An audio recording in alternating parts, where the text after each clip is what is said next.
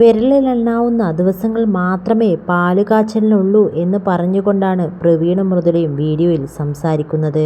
പാലുകാച്ചലിന്റെ ഒരുക്കങ്ങൾ പൂർത്തിയാക്കാനുള്ള ഓട്ടപ്പാച്ചിലിലാണ് മൃദുലയും പ്രവീണും ഇപ്പോൾ.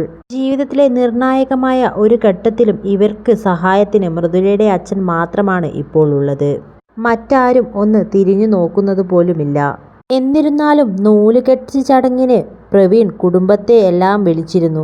അതുപോലെ തന്നെ വീടിന്റെ പാലുകാച്ചലിനും എല്ലാവരെയും വിളിക്കുമെന്നാണ് പ്രേക്ഷകർ ആകാംക്ഷയോടെ കാത്തിരിക്കുന്നത്. ഇത്തവണയെങ്കിലും എല്ലാവരും ഒരുമിച്ച് വന്ന് സന്തോഷകരമായി മുന്നോട്ടു പോകുമെന്നാണ് ഇവരെ സ്നേഹിക്കുന്ന ആരാധകർ കരുതുന്നത്. അച്ഛനെയും അമ്മയെക്കാളും പ്രണവ് ഈയൊരു ചടങ്ങിൽ പങ്കെടുക്കുമോ എന്ന് തന്നെയാണ് ആരാധകർ കമന്റിലൂടെ പ്രണവിനോട് ചോദിക്കുന്നതും.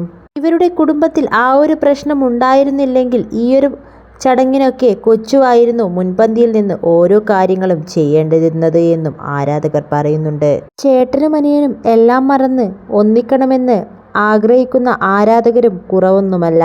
എന്നാൽ ഒരു വിഭാഗം ആളുകൾ പറയുന്നത് എല്ലാം ഇവരുടെ ഡ്രാമയാണെന്നും യൂട്യൂബിൽ വ്യൂസ് കൂട്ടാനുള്ള തന്ത്രമാണെന്നൊക്കെ പറയുന്നവരും ഉണ്ട്.